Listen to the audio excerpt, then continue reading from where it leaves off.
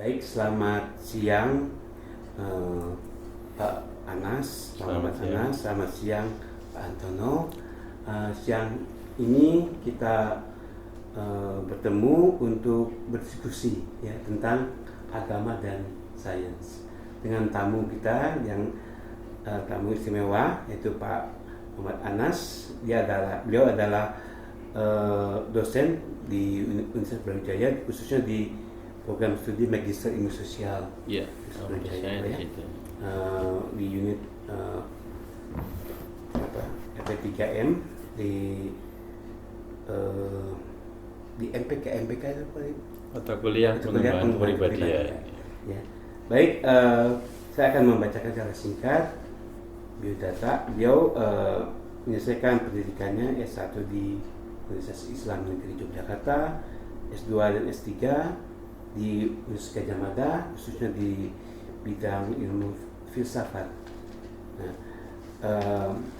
sesuai dengan tema yang diberikan hari ini, yaitu tentang agama dan sains. Bagaimana sih relasinya antara agama dan sains? Apakah rukun-rukun saja ataukah ada diam-diam ada pertentangan atau lain sebagainya? Kita akan mendengarkan ya paparan yang lebih jauh, yang lebih komprehensif dari Pak Anas. Untuk itu saya persilakan Pak Anas untuk menyampaikannya. Baik, terima kasih. Selamat siang adik-adik mahasiswa.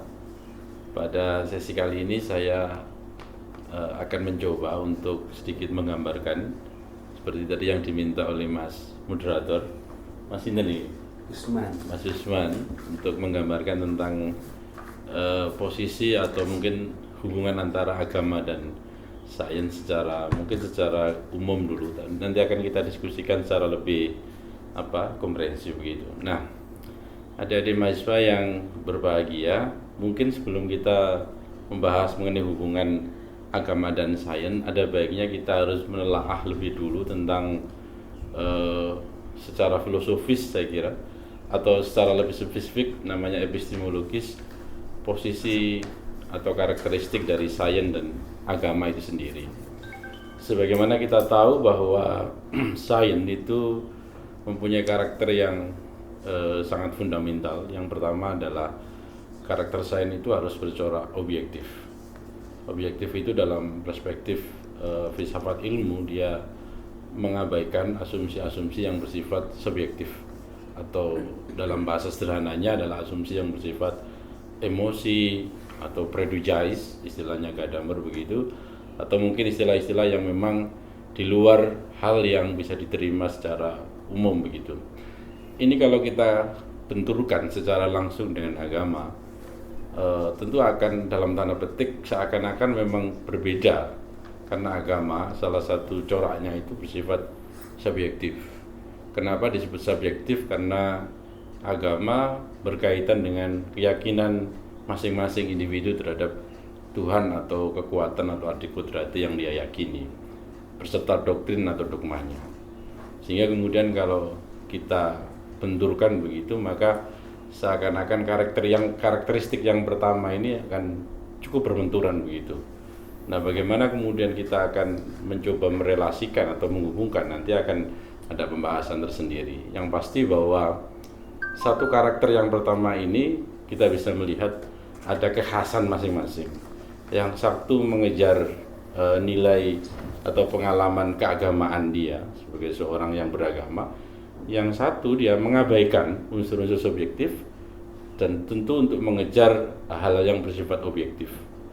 Mengapa dia mengejar objektif ilmu pengetahuan itu? Karena sekali lagi dia meletakkan diri pada posisi yang netral, tidak ada kaitan, tidak ada relasi dengan agama atau mungkin dengan keyakinan bersifat subjektif. Yang kedua, adik-adik mahasiswa, kalau kita lihat karakter dari sains itu bercorak tentatif. Nah, ini yang saya kira juga akan bertentangan juga kalau kita langsung benturkan dengan agama. Kalau pakai bahasanya Popper misalnya, sains itu sifatnya memang tentatif, artinya sementara. kesementaraan ini karena teori yang dibangun oleh sains itu pada satu kondisi dia akan mengalami anomali, dan bahasanya Thomas Kuhn begitu, dan kondisi yang lain kemudian dia harus mengalami perubahan. Karena itu perubahan dalam teori-teori sains atau teori-teori ilmiah itu sangatlah mungkin, dan memang tidak ada yang ideologis dalam teoritik ilmuwan itu.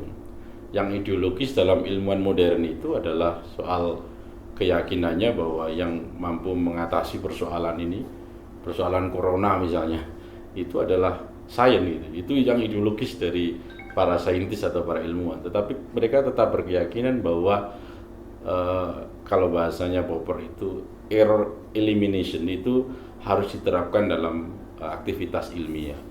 Sementara agama, corak yang dominan adalah dogmatis atau bersifat mutlak begitu, tetap terhadap keyakinannya. Sehingga kalau kita benturkan karakter yang kedua ini, memang seolah-olah bahwa antara agama dan sains ini tidak ketemu sama sekali. Nah, ini saya kira kalau kita ingin mencoba merefleksikan, ya butuh pemahaman yang utuh bagaimana sebetulnya yang dipahami istilah dogmatis itu dalam agama, sehingga nanti bisa berhubungan dengan karakter yang kedua dari sains yang bercorak tentatif itu. Yang ketiga yang juga menjadi ciri dari sains itu adalah yang fundamental dari ilmu pengetahuan itu adalah metode atau metodis. Nah, metode ini merupakan hal yang sangat fundamental karena yang disebut dengan ilmu salah satunya adalah kerangka metode yang dipakai. Kalau pengetahuan coraknya mungkin hanya data informasi yang masuk, tapi kalau sudah menjadi ilmu dia harus menggunakan metode yang clear dan jelas. Itu saya kira kalau kita bandingkan secara umum dari aspek epistemologi, hubungan antara posisi antara ilmu dan agama. Lalu dalam perjalanannya, kalau kita bicara tentang hubungan sains agama ini sebetulnya cukup dinamis. Cukup dinamis itu artinya bahwa kalau kita lihat dari sejarah di Yunani abad tengah sampai abad modern barangkali cukup panjang, tetapi kita bisa klasifikasi secara umum paling tidak ada 4 lah hubungan antara ilmu dan agama itu. Yang pertama yang saya kira yang common ya, yang umum yang terjadi selama ini adalah hubungan bersifat konflik. Hubungan ini sebetulnya kalau kita lihat dari perspektif sejarah ya dimulai ketika abad Renaissance, ketika terjadi pemisahan yang sangat kuat itu antara agama dan negara, antara agama dan ilmu dan seterusnya itu. Lalu Barbour mengatakan bahwa hubungan ini disebut dengan hubungan konflik begitu.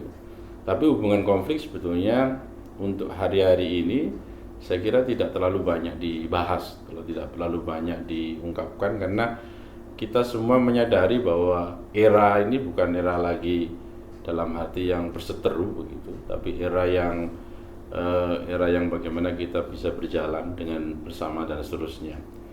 Tapi kalau melihat konteks ini dalam perspektif atau dalam melihat konteks kasus corona, saya kira menarik. Seakan-akan kemudian hubungan konflik itu muncul kalau kita lihat kasus corona yang belakangan ini sangat marak begitu. Kita bisa melihat bagaimana agama melihat ini pandangan ya, saya tidak melihat agama itu sendiri. Bagaimana pandangan agama? Tentu saja agamawan. Ya, disebut agamawan mungkin dari aspek mungkin karena dia mungkin terlalu tampil di media gitu ya, mungkin ya, lalu banyak berceramah itu. Kalau kami menggunakan istilah Ustadz Seleb gitu ya. Ustadz Seleb itu kan kadang-kadang pemahaman agamanya mungkin tidak terlalu komprehensif gitu. Nah, itu saya kira ada statement-statement agama yang argumentasinya sangat bertentangan dengan saintifik, dengan ilmiah. Bagaimana mengatakan corona misalnya itu adalah azab dari Tuhan, kayak di sinetron itu. Sinetron itu kan banyak sekali kasus itu. Saya nggak bisa membayangkan kalau kami sebenarnya memahami tradisi azab itu ya kayak ada dalam tradisi kenabian sebetulnya. Karena nabi lah yang mempunyai otoritas yang kuat hubungannya dengan Tuhan. Kalau manusia bagaimana bisa menilai kena azab, itu agak susah sekali saya kira. Ini sangat kontradiktif saya kira statement dari agama atau Ustadz Seleb ini dengan scientific yang saya kira sangat paham betul bagaimana awal mula munculnya virus corona dan seterusnya. Karena kalau kita tarik dalam perspektif hubungan agama dan sains yang sifatnya konflik, maka seakan-akan kemudian masih saja terjadi hubungan yang bersifat konflik begitu antara sains dan agama, kaitannya dalam memahami fenomena corona itu sendiri.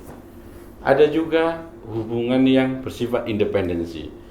Ini hubungan yang saya kira mungkin banyak kita lakukan hari-hari ini karena ingin mengambil posisi aman dan cenderung pragmatis begitu. Ya sudahlah, karena kita mungkin nggak memahami nalar sains gitu ya, dan kemudian saintis juga tidak memahami nalar agama, maka tolong jangan ganggu wilayah kami masing-masing ya. Itu kayak ada perjanjian gitu antara Nyi Roro Kidul dengan Sri Sultan gitu. Aku nanya gitu. Tapi saya kira ini menarik karena hubungan ini karena lahir dari mungkin kejenuhan relasi antara agama dan sains selama ini konflik gitu ya. Lalu kemudian mencoba untuk berjalan sendiri-sendiri tanpa harus mengganggu otoritas masing-masing. Dan saya kira kalau kita ngambil aspek pragmatismenya ya sangat positif. Misalnya agama dalam memahami kasus corona tadi ya sudahlah, berdoa saja yang banyak. Kalau dalam tradisi NU itu malah ditambah harus banyak wiritan itu dan banyak hizib-hizib itu dan tentu menggunakan media-media yang lain. Ini kalau itu sudah hubungan agama dan budaya, itu saya kira kental sekali dalam tradisi Nahdliyin gitu ya. Nah, sementara sains juga berjalan dengan otoritasnya masing-masing. Jangan ganggu kami mencoba untuk menyelidiki ini dari mana asal mulanya, bagaimana pencegahannya, dan bagaimana menanganinya secara ilmiah juga.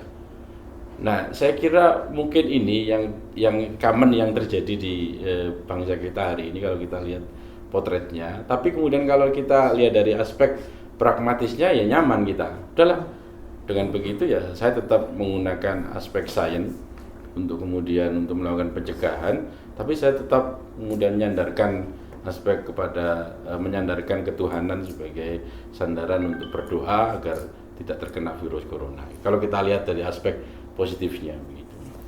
Ada juga mungkin dua hubungan yang menurut saya cukup kritis, yaitu hubungan dialog. Hubungan dialog ini bukan lagi kemudian hubungan yang berjalan dalam batas otoritas masing-masing, tetapi mencoba untuk secara kritis gitu ya, reflektif gitu ya, untuk mendiskusikan isu secara bersama, meskipun mungkin dengan dari pandangan yang berbeda-beda. Tapi saya kira ini cukup menarik. Kalau dalam istilah filsafat ilmu mungkin disebut dengan multidisiplin ya mungkin ya.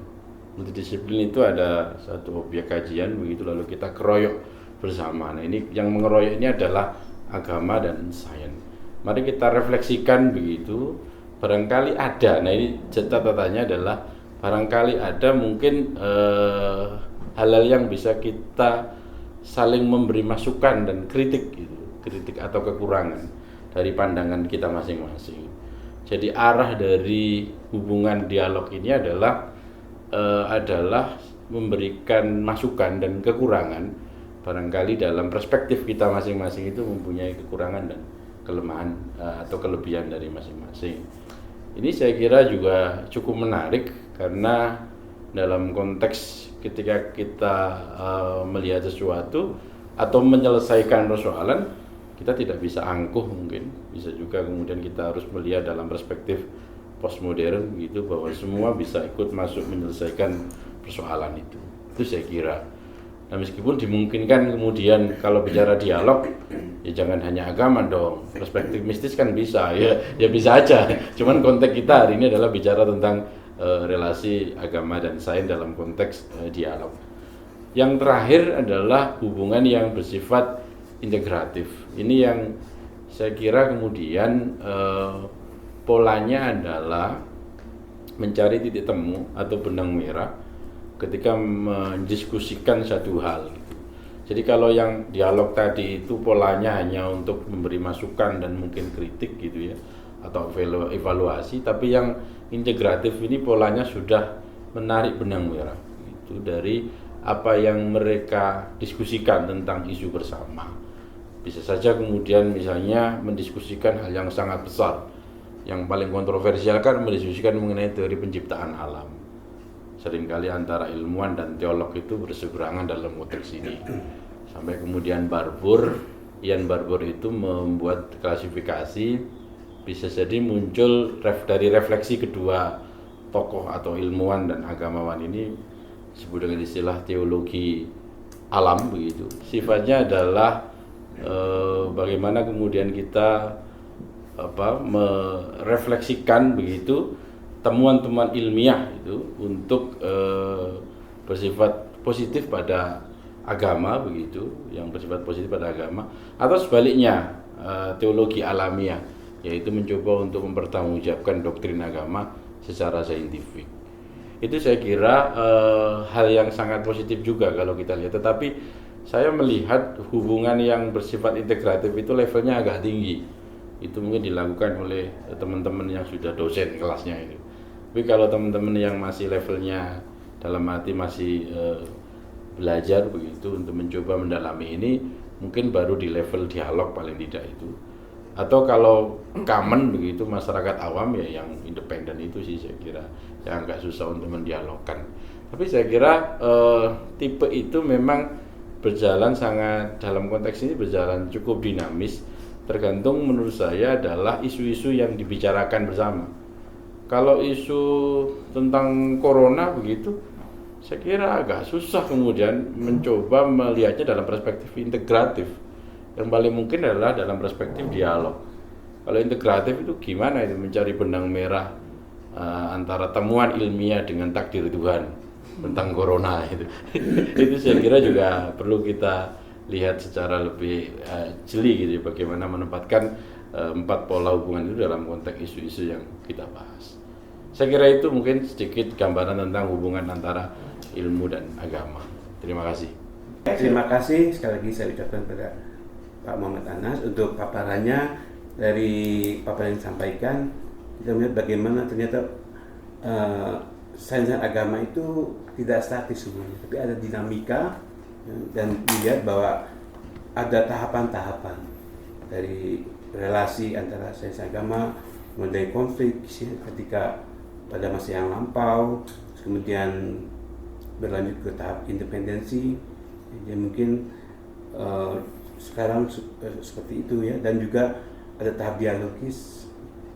Nah, ini kita belajar adalah tahap integratif yang paling tinggi, di mana tahap integratif ini bagaimana antara sains dan agama itu mencoba ya mencari solusi, mencari titik temu dari mungkin masalah yang ada, dari benang merah yang atas mungkin masalah kemanusiaan yang ada. Dan ini yang memang idealnya seperti itu, tapi ya itu sesuatu yang ideal yang sulit dicapai tapi harus diusahakan. Nah, terima kasih. Selanjutnya kita akan berdiskusi, akan ada pertanyaan-pertanyaan dari rekan-rekan yang mungkin bisa Pak Anas bisa bantu menjawabnya. Silakan Pak. Baik. Tono yang mau bertanya. Baik, terima kasih Pak Usman. Sangat menarik penjelasan Pak Anas tadi terkait dengan relasi agama dan budaya, agama dan sains. Ada 4 tipologi relasi antara sains dan agama dari Ian Barbour, Pak. Ya. Ada tahapan konflik, independensi, lalu juga ada dialog, dan yang tahapan terakhir adalah integrasi. Nah, untuk yang konflik ini yang saya pikir seringkali kita melihat fenomena sosial yang terjadi di tengah masyarakat. Saya jadi teringat kasus gempa di Palu. Itu di salah satu kota di sana ketika terjadi bencana gempa, banyak korban jiwa. Lalu ada sebagian oknum masyarakat yang mengklaim bahwa ini gempa bumi ini akibat dari ritual-ritual tradisional yang dilakukan oleh masyarakat lokal dari Palu. Penyebabnya adalah hal itu. Nah, untuk saat ini kebetulan kita dilanda oleh wabah corona yang sudah menjadi apa istilahnya itu pandemik. Nah, ini juga muncul anggapan-anggapan orang-orang yang mungkin bisa dikatakan tidak terlalu komprehensif pemikirannya, mengatakan virus corona ini adalah buatan orang-orang yang hendak menghancurkan umat muslim di Uighur misalnya. Ada anggapan seperti itu. Nah, dari pendekatan keempat Ian G. Barbour ini, konflik, dialog, independensi, dialog, dan integratif, kira-kira bagaimana kita bisa menyatukan paradigma masyarakat ini agar mungkin ini sedikit pragmatis jadinya, tapi dari tahap konflik menjadi tahap independensi, itu kira-kira bagaimana, Pak? Dari konflik ke independensi Iya. dulu gitu ya. Ya, Mas Tono ya. Antono, ya. Mas Antono tadi sebenarnya juga menarik. Saya nggak tahu ya perspektif dari teman-teman yang non Islam mungkin atau non Muslim itu. Kalau kami kan kemarin beritanya kan begini. Jadi karena yang di media loh ya ini, karena dianggap menyiksa Muslim Uighur itu ya. Uighur, ya. Gitu ya. Lalu kemudian Tuhan marah mendatangkan ini wabah itu, lalu kemudian mengadab itu kan begitu ya. Iya. Tapi ternyata kan virus itu sampai ke Mekah juga itu. Iya. Iya. Sampai ditutup beberapa waktu lalu dan sampai sekarang gitu ya. Nah, maksud saya bahwa ini perspektif yang harus kita kikis bersama tentang hal itu, praduga-praduga itu, karena cenderung kemudian seakan-akan kemudian sangat hampir tidak ada kaitan antara agama dan sains. Yang ada adalah menempatkan pandangan yang berseberangan satu sama lain, karena sekali lagi pemahaman agama yang sangat dangkal itu gitu ya. Itu saya kira. Nah, kalau kemudian bagaimana kemudian upaya kita agar sedikit saja mendorong agar kemudian bersifat pragmatis begitu, oke, sains bekerja pada otoritas dan batasnya masing-masing, agama juga bekerja. Nah, itu yang saya kira yang harus kita dorong. Artinya gini, bisa menggunakan kebijakan publik. Tadi diungkapkan oleh Mas tadi bahwa misalnya pemerintah kemudian bisa kemudian mendorong tokoh-tokoh agama begitu bekerja dalam otoritasnya masing-masing dalam konteks menangani corona, misalnya agar mendorong umatnya memperbanyak doa dan seterusnya begitu.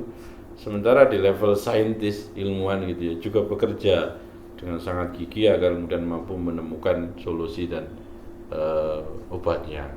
Itu kalau kita dorong untuk di level yang independen itu, Mas. Jadi saya kira kemudian kalau di level independen memang sekali lagi hanya soal koordinasi. Kalau kita bicara harus ada tekanan dari kekuasaan, ya iya. Kalau misalnya, nah ini kalau tesisnya Foucault kan gitu ya. Jadi pengetahuan itu bisa dikontrol, diproduksi menggunakan kekuasaan. Kalau itu dilakukan, ya saya kira itu caranya. Silakan bekerja dalam batas otoritas masing-masing itu tadi. Tapi kalau misalnya kemudian dilakukan upaya yang lebih level diskursusnya agak tinggi, ya kita masuk ke wilayah dialog itu tadi. Tapi menurut saya memang kalau di level masyarakat yang umum paling mungkin di level independensi itu sih. Saya kira itu. Berarti level independensi ini seperti tadi yang dikatakan Pak Anas, dia lebih berjalan sendiri-sendiri. Iya. Jadi kalau dalam konteks corona ini orang-orang yang lebih menekankan pemikirannya pada atau hidupnya pada agama, dia lebih tawakal gitu Lebih ya Pak, tawakal mendekatkan gitu. diri pada Tuhan. Sementara orang yang mungkin hidupnya jeripayahnya, konsentrasinya masuk pada wilayah saintifik, dia mencoba untuk meneliti lebih dalam lagi kira-kira virus ini tuh apa penyebabnya dan bagaimana mencegahnya, seperti itu Pak ya. Iya. Baik Pak, jadi independensi ini memang salah satu tahap di atas dari konflik yang saya pikir penting juga Pak ya. Iya, penting juga. Supaya kita tidak Saling konflik. tidak konflik gitu. Nah, tapi pertanyaannya begini Pak, apakah kita ini secara sehari-hari Pak, dalam konteks apapun, kita ini bisa menjalani hidup ini secara terpisah, agama sendiri dan sains sendiri? Ataukah memang sebenarnya level independensi ini mungkin dalam konteks tertentu dia perlu dilakukan, tapi tidak bisa selamanya dilakukan seperti itu. Misalnya dalam konteks corona ini kita nggak bisa hanya sekedar berdoa saja kan? Iya, saya paham. Nah ini bagaimana nih Pak? Saya sepakat. Jadi level independensi itu jangan total ya. Ya kita harus lihat kondisi tertentu ya. Artinya kan ini kan untuk menghindari konflik aja sementara. Tapi kemudian bagaimana kemudian kalau ada misalnya komunitas agama, mohon maaf, pesantren misalnya, kemudian mohon maaf ini kita juga tidak mengharap terjangkit virus itu, lalu kemudian hanya berdoa misalnya, ya sudah habis semua gitu kan. Artinya kemudian pada konteks tertentu itu tadi yang kita dorong memang tidak mengganggu lah istilahnya. Karena mengganggu gini Mas, mengganggu ini menarik ya. Kalau kita membaca tradisi di filsafat analitik itu ya, saya agak geli betulnya. Yang neo positivistik gitu. Yang gengnya kan itu kan agak keras dengan agama. Statementnya kan gini, bahasa ilmiah itu adalah bahasa yang bisa diverifikasi kebenarannya. Jadi kalau ada proposisi yang tidak bisa diverifikasi, yaitu bukan ilmiah. Coba kita bayangkan dalam bahasa agama. Bahasa agama nggak ada yang bisa diverifikasi. Habis itu agama otomatis. Jadi artinya relasi konflik itu sejak mula setelah terjadi konflik itu kan dilanjutkan terus dari Marx sampai kemudian neopositivistik. Lah maksud saya kemudian kalau itu yang kita pakai mindset itu ya kita akan terjadi konflik terus menerus gitu ya. Lah yang paling mungkin saat ini adalah menggunakan pola independensi secara bijak. Secara bijak itu benar tadi Mas Dono, dalam konteks tertentu kita silakan Anda menggali keilmiahan itu, saintifik dari Verona itu. Lalu kami juga akan tetap berjalan pada rute kami, pada rel kami, berdoa dan seterusnya. Tapi kemudian kalau dalam konteks tertentu terjadi terjangkit dan seterusnya, ya tetap kemudian sains membuka ruang untuk bisa membantu. Tapi ingat bahwa dalam perspektif filsafat ilmu kontemporer kayak Feyerabend dan seterusnya, kan terjadi model cara anything goes itu kan, apapun boleh kan, yang penting penyakitnya sembuh gitu ya. Lalu kemudian kan sangat mungkin akhirnya teman-teman yang agak sedikit fanatik. Fanatik dengan agama menggunakan caranya sendiri untuk mengatasi itu. Apa yang kita bisa paksa kalau kemudian itu, kalau sudah paradigmanya seperti itu. Nah artinya tapi kemudian membuka ruang bahwa sains bisa sangat mungkin masuk, tidak masalah begitu. Artinya kemudian kan ada relasi juga antara agama dan sains gitu. Itu mungkin Mas. Berarti yang mungkin kalau dia kukuh pada independensinya, selama dia bisa melakukan itu, mungkin masih tidak terlalu berdampak pada sosietas Pak ya, karena itu hanya untuk dirinya sendiri. Tapi kalau sudah menyangkut orang lain, ini yang menjadi berbahaya kan? Ini yang menjadi berbahaya. Nah, saya ingin mencoba untuk agak lompat ke belakang sebentar Pak, dengan tema Darwin ini, tentang teori penciptaan tadi Pak Anas sedikit menyinggung itu. Ini kan ini kan satu dimensi yang sangat berbeda dengan agama ya. Tadi Pak Anas juga sudah menyinggung dari sudut pandang epistemologisnya, kalau sains itu sifatnya tentatif, kalau agama itu sifatnya dogmatis. Artinya mutlak kita meyakininya, apapun itu alasannya kan. Kalau sains perlu ada metodologi yang bisa membuktikannya secara objektif. Nah, dengan teori Darwin ini bagaimana nih kita melihat, kalau dari sisi konflik jelas ini konflik Pak ya. Artinya orang agamawan mungkin tidak begitu dengan mudah meyakini atau mengafirmasi teori Darwin. Secara independensi mungkin mereka bisa berjalan masing-masing. Tapi kan ini sekali lagi tadi kita sudah diskusikan tidak bisa berjalan masing-masing selamanya kan. Nah, bagaimana ini kita bisa mendialogkan ini lalu bahkan bisa mengintegrasikan teori Darwin ini dengan dogmatis agama ini? Ada nggak tesis Darwin yang mengatakan bahwa, saya ingin tanya sebetulnya juga, yang mengatakan bahwa penciptaan itu dari ketiadaan? Tidak ada. Nah, kalau misalnya ada statement Darwin seperti itu, tentu akan kontradiktif, konflik dengan agama, karena tesisnya agama dan semua agama penciptaan itu dari keadaan, dari ada itu. Lalu kalau kita lihat, kalau kita bandingkan, nah saya tidak tahu ya apakah betul Darwin terpengaruh dengan Al-Jais yang dalam ilmuwan Muslim itu disebut sebagai tokoh evolusionis juga, meskipun agak berbeda nanti dengan modifikasinya begitu. Maksud saya bahwa sebetulnya kalau tesis dasarnya adalah penciptaan itu lahir dari ketiadaan, tentu akan jatuh ke ateis kan sebetulnya. Tapi kalau tesis dasarnya penciptaan itu berangkat dari keadaan, maka saya kira masih teistik dalam tanda petik, mungkin dengan pola yang masing-masing. Saya dalam tradisi Islam misalnya bagaimana Al-Farabi berjibaku membuktikan keberadaan Tuhan dengan menggunakan teori emanasi. Teori emanasi itu teori yang meyakini bahwa keberadaan alam ini ya berangkat dari Tuhan berpikir tentang dirinya lalu muncul akal pertama. Nah, waktu itu memang hanya ada 9 planet, Mas. Jadi dia hanya mengutip ada 9 akal gitu ya, yang sampai kemudian kembali ke akal 10, ke akal pertama itu tadi, dari akal 9 itu. Itu tesisnya adalah penciptaan itu lahir dari keadaan, dari ada. Nah, itu kan kelompok teistis kan gitu. Sementara yang ateis kan seperti itu. Maksud saya bukan kemudian mengatakan bahwa ini perlu dialog mendalam saya kira tentang kasus ini. Cuman saya berharap bahwa dibuka ruang dialog itu tadi, Mas, untuk kemudian sambil mengoreksi dan memberi masukan antar agama dan sains itu tadi. Saya kira itu kok mungkin itu.